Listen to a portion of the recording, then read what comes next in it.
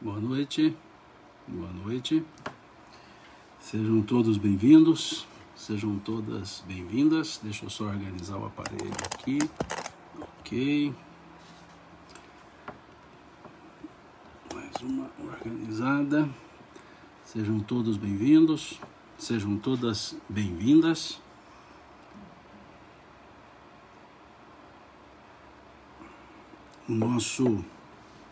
Ao nosso estudo do Livro dos Espíritos.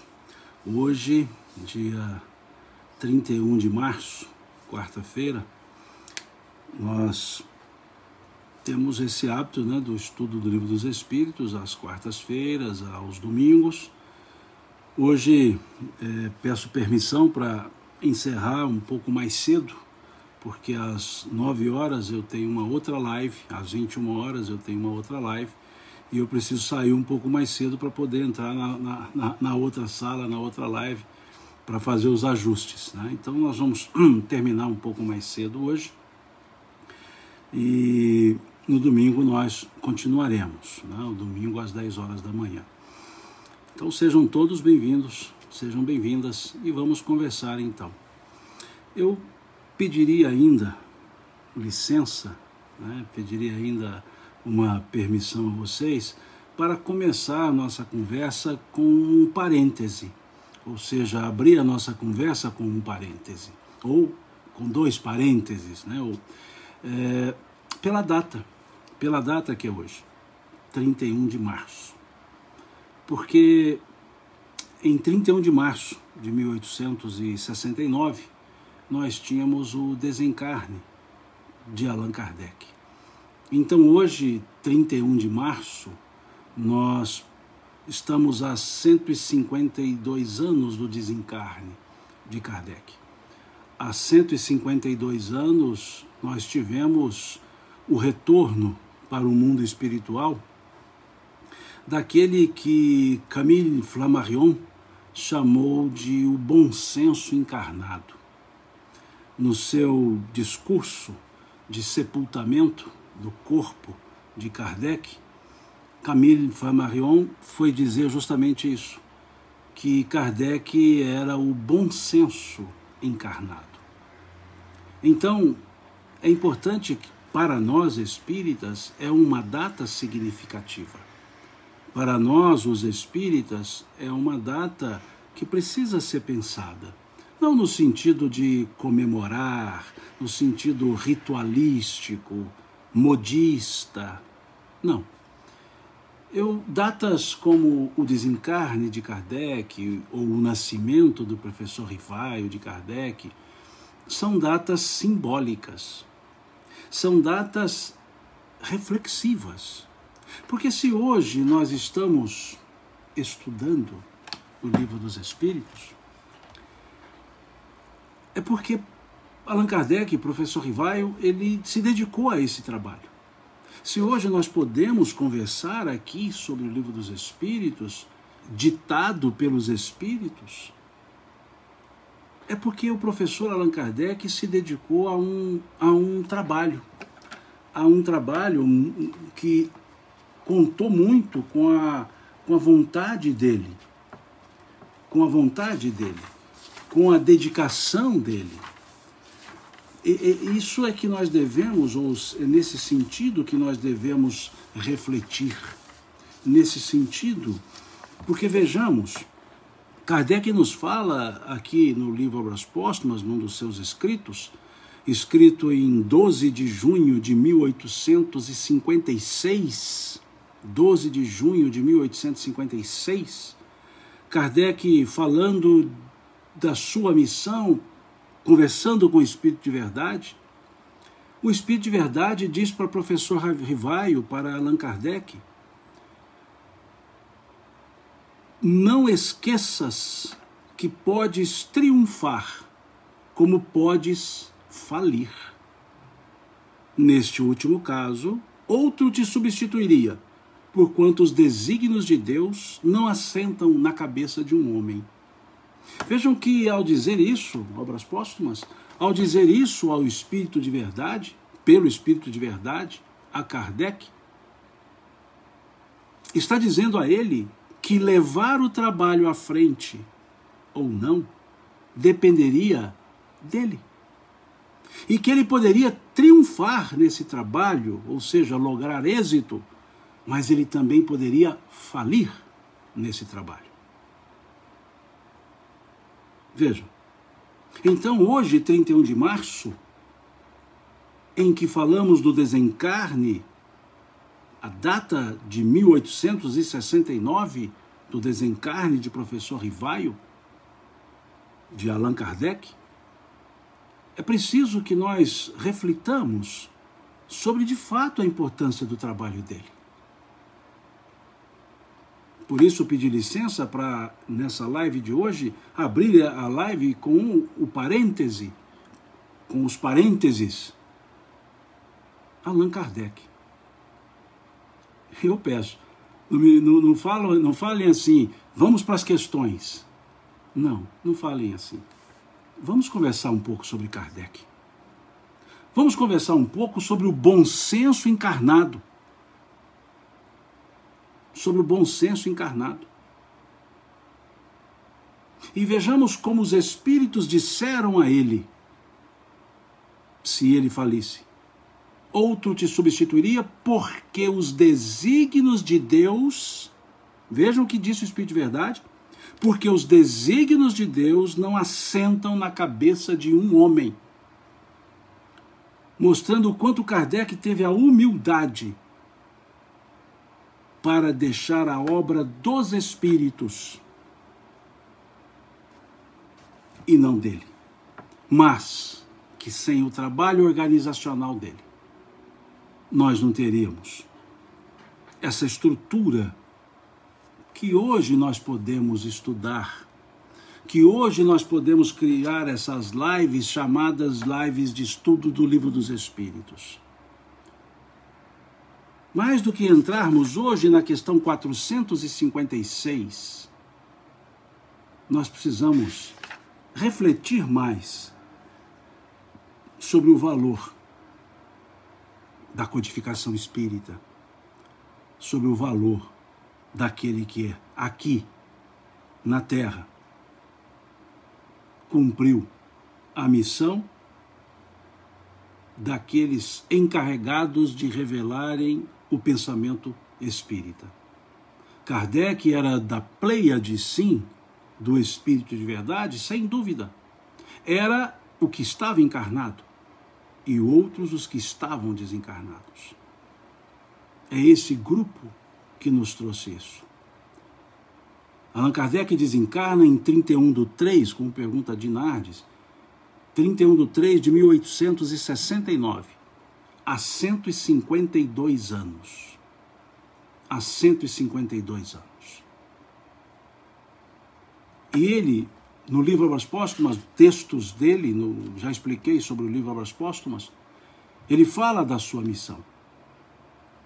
Ele fala, e ele faz a pergunta ao Espírito de Verdade, vejam que beleza. Ele pergunta: bom Espírito, eu desejaria saber o que pensas da missão que alguns Espíritos me assinalaram. Dize-me, peço-te, se é uma prova para o meu amor próprio. Olha a pergunta que Kardec faz aos Espíritos, ao Espírito de Verdade. Dize-me, peço-te, se é uma prova para o meu amor próprio. Tenho, como sabes, o maior desejo de contribuir para a propagação da verdade. Mas do papel de simples trabalhador ao de missionário, em chefe, a distância é grande. E não percebo o que possa justificar em mim graça tal, de preferência a tantos outros que possuem talento e qualidades que eu não disponho. Vejam a humildade de Kardec conversando com o Espírito de Verdade. Dizendo a ele, é verdade mesmo o que os outros me falaram, que vocês contam comigo? Eu que não sou o mais indicado, dizia ele. Diz ele aqui, pessoas outras que possuem talento e qualidades que eu não disponho, dizia Kardec. Palavras dele. E o Espírito responde a ele: confirmo-te o que foi te dito, mas recomendo-te muita descrição, se quiseres sair-te bem. Olha a resposta que os espíritos dão, que o espírito dá a Kardec. Recomendo-te muita discrição, se quiseres sair-te bem. Olha que ensino isso pode significar para nós, gente. Pensemos, essa frase do espírito de verdade, dizendo a Kardec, porque ele precisava ter discrição, se quisesse sair-se bem nessa missão. E hoje, será que vivemos todos nós discretamente o pensamento espírita? Será que muitos querem divulgar o espiritismo ou divulgarem a si mesmos? Será que estão seguindo um espírito que aqui se coloca na frase do espírito de verdade? Discrição.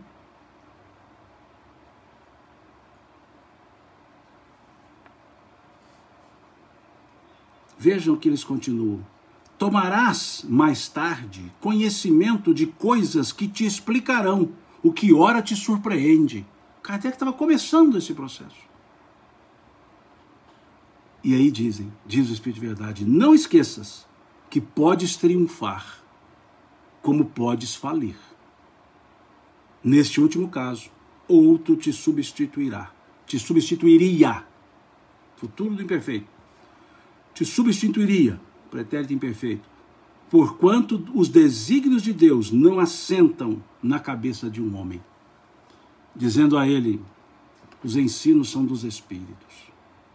Nunca, pois, fale da tua missão, seria maneira de fazeres malograr-se.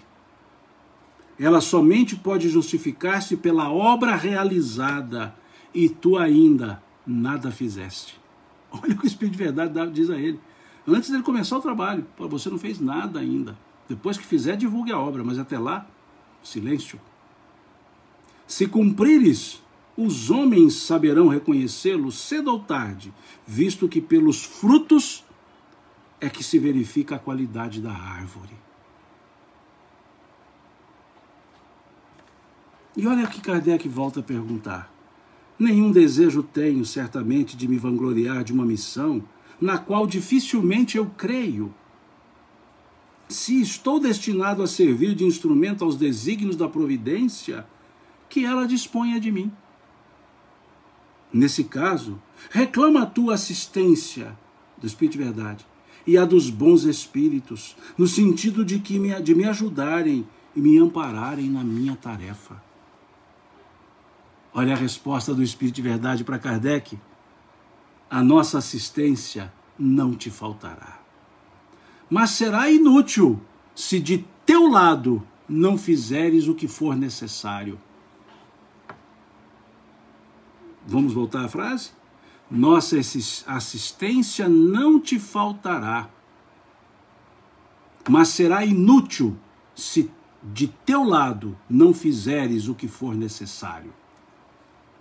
A Adriana está perguntando que página estou lendo. Eu estou lendo o livro Obras Póstumas, que Kardec conversa com o Espírito de Verdade, porque hoje estamos no 152º ano do desencarne de Kardec, 31 de março.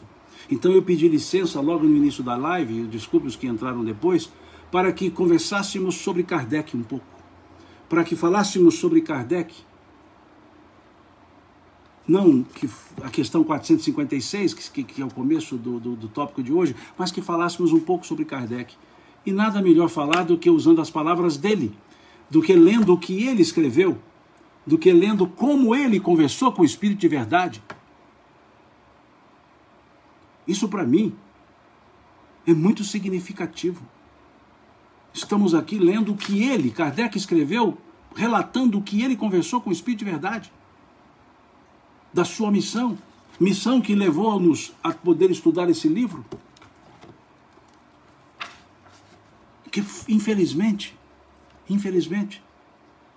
há muitos espíritas que não conhecem a história contada por Kardec do trabalho que ele estava por fazer.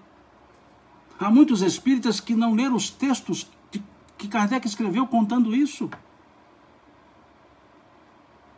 E aqui ele estava iniciando, 1856, dia 12 de junho de 1856.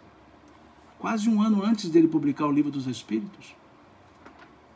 E ele relata nos seus textos, compilados no Obras Póstumas, como se deu esse trabalho dele, como se deu a sua missão, como que ele teve contato com o Espírito de verdade.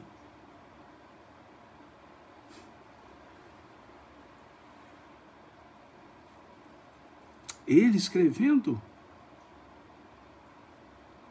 Como que se deu tudo isso? E nós hoje achamos que esse processo de codificação, de escrita, de trabalho de Kardec foi uma coisa simples. Não. Agora veja o que o Espírito de Verdade diz a ele: nossa assistência não te faltará, mas será inútil se de teu lado não fizeres o que for necessário. Ou seja, Kardec, você vai ter que trabalhar muito. Você vai desenvolver o trabalho. Nós, os espíritos, vamos orientá-lo. Vamos te trazer as respostas. Mas você que fará as perguntas. Mas você que fará as perguntas. Ou seja, vai depender de você, Kardec.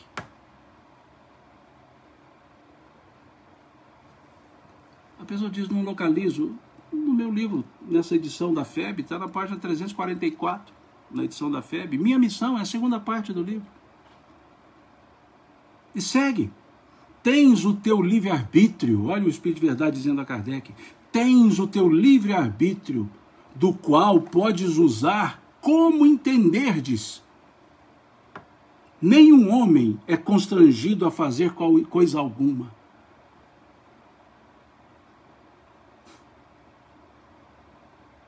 O Espírito de Verdade dizendo isso a Kardec. Em outras palavras, Kardec, nós estamos te convidando. Precisamos do seu trabalho. Precisamos que você se dedique.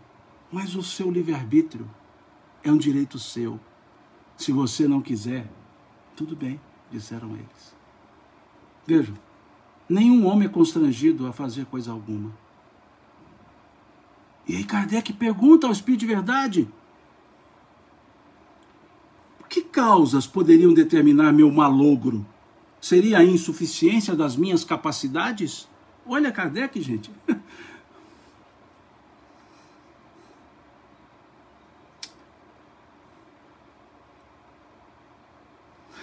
Quando eu vejo ele perguntando isso, olha, seria a insuficiência das minhas capacidades. Se ele se sentir incapaz,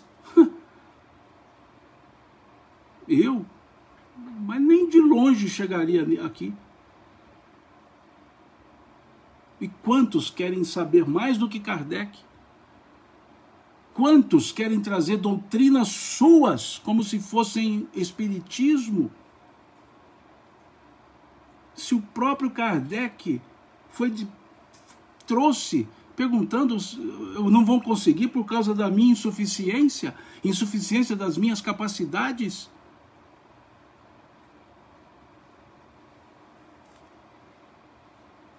E o Espírito responde para ele: não. Mas a missão dos reformadores é prenhe de escolhos e perigos. Reformadores. Olha como o Espírito de Verdade foi reconhecer Kardec. Reformador. Previno-te de que a tua missão é rude, porquanto se trata de abalar e transformar o mundo inteiro. Abalar e transformar o mundo inteiro. Não suponhas, olha o que diz aqui o Espírito de Verdade a Kardec, não suponhas que te baste publicar um livro, 2 livros, 10 livros, para em seguida ficares tranquilamente em casa. Tens que expor a tua pessoa, suscitarás contra ti ódios terríveis. Inimigos encarnecidos se conjurarão para a tua perda. Ver-te-ás abraços com a malevolência, com a calúnia, com a traição, mesmo dos que te parecerão os mais dedicados. As tuas melhores instruções serão desprezadas e falseadas. Por mais de uma vez sucumbirás sob o peso da fadiga. Numa palavra, terás de sustentar uma luta quase contínua, com o sacrifício de teu repouso, da tua tranquilidade, da tua saúde e até da tua vida, pois sem isso viverias mais tempo. Ora bem, não poucos recuam quando, em uma vez de uma estrada florida, só vêm sob os passos urzes, pedras agudas e serpentes. Para tais missões não basta inteligência. Olha o que o Espírito de Verdade diz a ele. Para tais missões não basta inteligência. Faça mister, primeiramente, para agradar a Deus, humildade, modéstia e desinteresse. Humildade, modéstia e desinteresse. Visto que ele abate os orgulhosos, os presunçosos, os ambiciosos. Para lutar contra os homens são indispensáveis coragem, perseverança e inabalável firmeza. Também são de necessidade a prudência e o tato, a fim de conduzir as coisas de modo conveniente e não lhes comprometer o êxito com palavras ou medidas intempestivas. Olha o bom senso encarnado. Exigem-se, por fim, devotamento, abnegação e disposição a todos os sacrifícios. Vês, assim, que a tua missão está subordinada a condições que dependem de ti. Vejam, vês assim que a tua missão, o Espírito de Verdade dizendo a Kardec, está subordinada a condições que dependem de ti.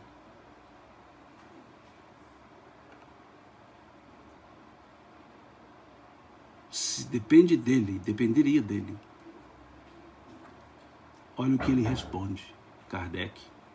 Espírito de Verdade, agradeço os teus sábios conselhos. Aceito tudo, diz Kardec. Aceito tudo, sem restrição, disse ele, e sem ideia preconcebida.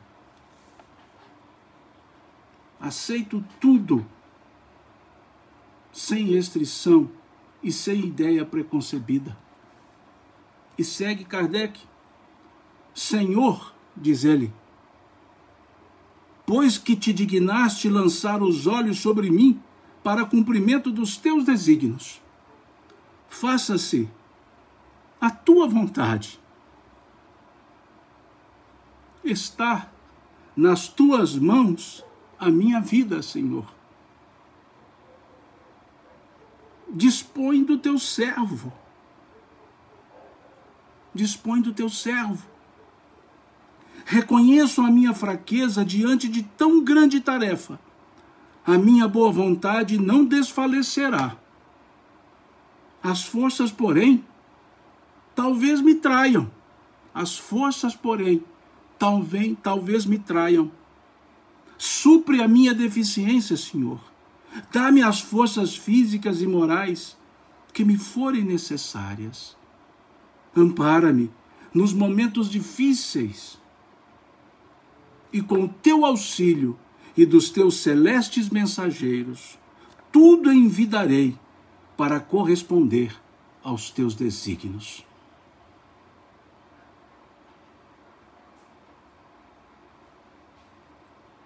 E aí Kardec escreve uma nota. Ele acrescenta agora. Escreva essa nota a 1º de janeiro de 1867. 6 meses, 11 anos depois. Escreva essa nota em janeiro de 1867. 10 anos e meio depois que me foi dada a comunicação acima, e atesto que ela se realizou em todos os seus pontos. Pois experimentei todas as vicissitudes que me foram preditas. Andei em luta com o ódio de inimigos encarnecidos, com a injúria, a calúnia, a inveja e o ciúme.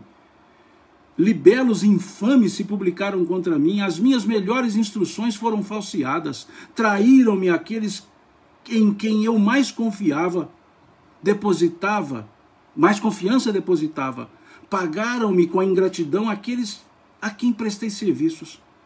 A sociedade de Paris se constituiu foco de contínuas intrigas urdidas contra mim por aqueles mesmos que se declaravam a meu favor e que de boa fisionomia na minha presença pelas costas me golpeavam.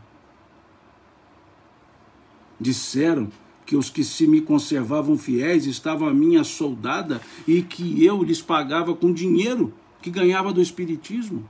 Nunca mais me foi dado saber o que é repouso. Mais de uma vez sucumbi ao excesso de trabalho, tive abalada a minha saúde e comprometida a minha existência. Graças, porém, à proteção e assistência dos bons espíritos, que incessantemente me deram manifestas provas de solicitude, tenho a ventura de reconhecer que nunca senti o menor desfalecimento ou desânimo e que prossegui sempre com o mesmo ardor no desempenho da minha tarefa, sem me preocupar com a maldade de que era objeto. Segundo a comunicação do Espírito de Verdade, eu tinha de contar com tudo isso e tudo se verificou. Mas também, a par dessas vicissitudes, que de satisfações experimentei, vendo a obra crescer de maneira tão prodigiosa, com que compensações deliciosas foram pagas as minhas tribulações, que de bênçãos e de provas de real simpatia recebi da parte de muitos aflitos, a quem a doutrina consolou. Este resultado não me anunciou o Espírito de Verdade, que sem dúvida, intencionalmente, apenas me mostrara as dificuldades do caminho. Qual não seria, pois, a minha ingratidão se me queixasse? Se dissesse que há uma compensação entre bem e o mal, não estaria com a verdade. Porquanto o bem, refiro-me às satisfações morais, sobrelevaram o muito de mal. Quando me sobrevinha uma decepção, uma contrariedade qualquer, eu me elevava pelo pensamento, acima da humanidade, e me colocava antecipadamente na região dos espíritos, e desse ponto culminante, donde divisava o da minha chegada, as misérias da vida deslizavam por sobre mim, sem me atingirem. Tão habitual se tornara esse modo de proceder, que os gritos dos maus jamais me perturbaram. Vale a pena ler essas falas de Kardec, ele dizendo isso, para que o 31 de março não seja uma data, 31 de março de 1869, o seu desencarne, mas seja sempre um momento de reflexão. Momentos de reflexão.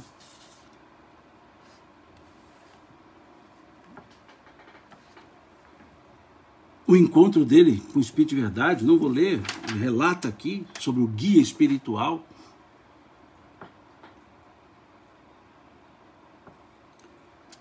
E aqui ele vai dizer várias vezes sobre como se deu esse encontro. E uma pergunta eu vou ler aqui de tudo isso, uma das perguntas, não pela pergunta, mas pela resposta que o Espírito de Verdade deu a Kardec. Depois de muito perguntar sobre o seu trabalho, ele pergunta assim ao Espírito de Verdade: disseste que serás para mim um guia que me ajudará e me protegerá. Compreenda essa proteção e o seu objetivo dentro de certa ordem de coisas, mas poderias dizer-me se essa proteção também alcança as coisas materiais da minha vida? Veja, Kardec perguntando, olha, eu sei a proteção para o trabalho, mas e as outras coisas da minha vida? Vou ter essa proteção? E o Espírito de Verdade responde para ele: nesse mundo, A vida material é muito de ter-se em conta. Olhem agora a frase do Espírito de Verdade. Não te ajudar a viver seria não te amar.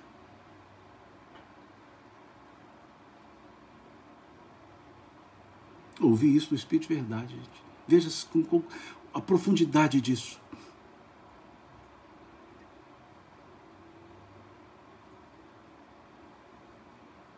Não te ajudar a viver seria não te amar.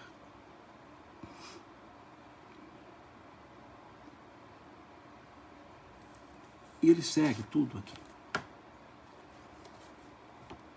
Leiam, quando possível, a segunda parte. Leiam. E eu vou pedir licença para mais uma leitura do livro História do Espiritualismo, de Arthur Conan Doyle, o escritor inglês,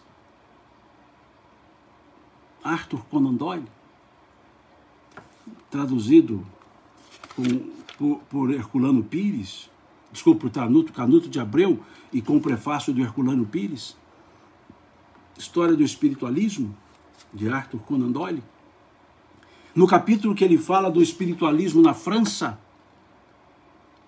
e Anna Blackwell, uma das tradutoras contemporâneas de Kardec, uma das tradutoras da sua obra para o inglês, traça um perfil biopsicológico de Kardec. Ela escreve, a primeira que traçou um perfil dele. E essa obra de Conan Doyle, e escreve ele, Miss Anna Blackwell, que traduziu as obras de Allan Kardec para o inglês, assim o descreve. E veja como Anna Blackwell traduz, descreve Kardec. Pessoalmente, Allan Kardec era de estatura média, compleição forte, com uma cabeça grande, redonda e maciça, feições bem marcadas, olhos pardos, mais se assemelhando a um alemão do que a um francês. Enérgico e perseverante, mas de temperamento calmo e cauteloso, e não imaginoso. Até a frieza, incrédulo por natureza e por educação. Pensador seguro e lógico e eminentemente prático no pensamento e na ação. Era igualmente emancipado de misticismos e entusiasmos. Grave, lento no falar, modesto nas maneiras, embora não lhe faltasse uma certa calma dignidade, resultante da seriedade e da segurança mental, que eram traços distintos do seu caráter. Nem provocava, nem evitava a discussão, mas nunca fazia voluntariamente observações sobre o assunto a que havia devotado toda a sua vida. Recebia com afabilidade os inúmeros visitantes de toda a parte do mundo que vinham conversar com ele a respeito dos pontos de vista nos quais o reconhecia um expoente, respondendo a perguntas e objeções, explanando as dificuldades e dando informações a todos os investigadores sérios, com os quais falava com liberdade e animação, de rosto ocasionalmente iluminado por um sorriso genial e agradável, conquanto tal fosse a sua habitual seriedade de conduta, que nunca lhe ouvia uma grande gargalhada. E aí ela continua descrevendo.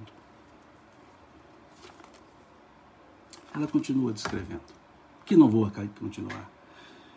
Eu só estou dizendo isso aqui, fiz essa descrição, para nós entendermos o que está lá no início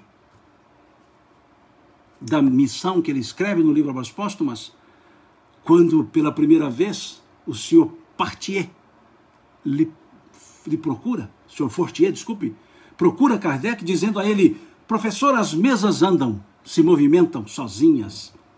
E ele diz: nada de estranho há nisso, pois se pode magnetizar uma pessoa, também se pode magnetizar objetos. diz ele.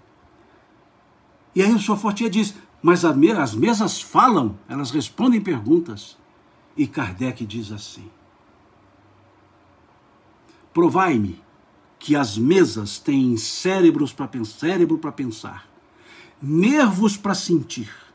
Do contrário, o que me contas nada mais é do que histórias para nos fazer dormir em pé.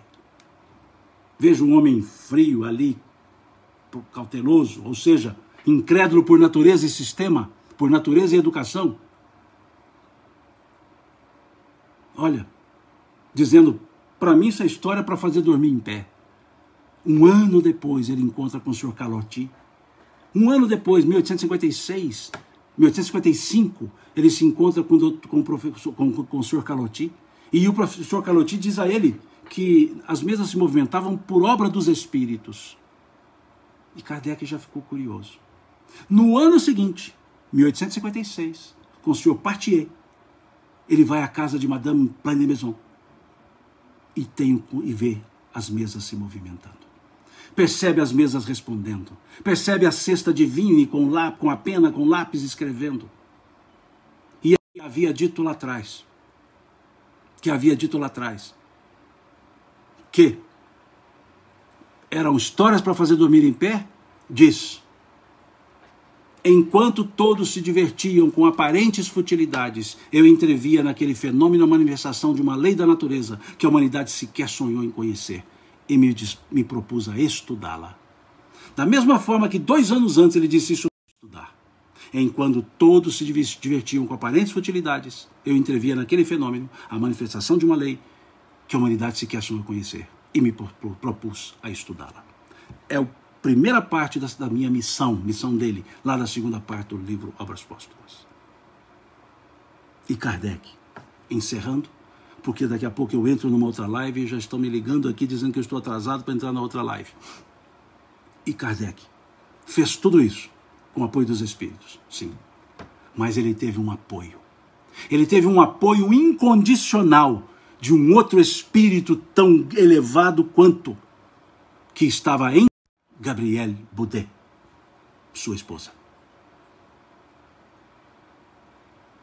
Encarnados estavam 2 espíritos da Pleiade, professor Allan Kardec e Amélie Gabrielle Boudet, a doce Gabi, como ele mesmo chamava.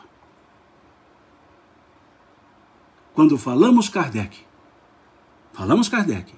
mas também falamos Amélie Gabrielle Boudet, cujo corpo se encontra também sepultado no mesmo dome, no mesmo túmulo, do lado de Allan Kardec. Do lado de Allan Kardec. Porque ela era o lado de Allan Kardec. Suporte, base, companheira, ajudante, disposta a animá-lo quando necessário. Ela foi aqui também uma dos espíritos da codificação. Ela também. Então fica aqui o agradecimento a vocês pela paciência e pela compreensão de não caminhar hoje pelo estudo do Livro dos Espíritos. Ao Criador pela vida. A Kardec pelo trabalho. A Amélie Gabrielle Boudet pelo trabalho. Ao casal, senhor Allan Kardec, senhora Amélie Gabrielle Boudet, o nosso agradecimento pelo trabalho que vocês fizeram e trouxeram aqui para nós a oportunidade de conhecermos o Espiritismo. Obrigado a vocês pela paciência. Deus lhes pague. E eu peço licença para encerrar, porque eu preciso entrar na outra live. Fiquem com Deus até o domingo, se Deus quiser.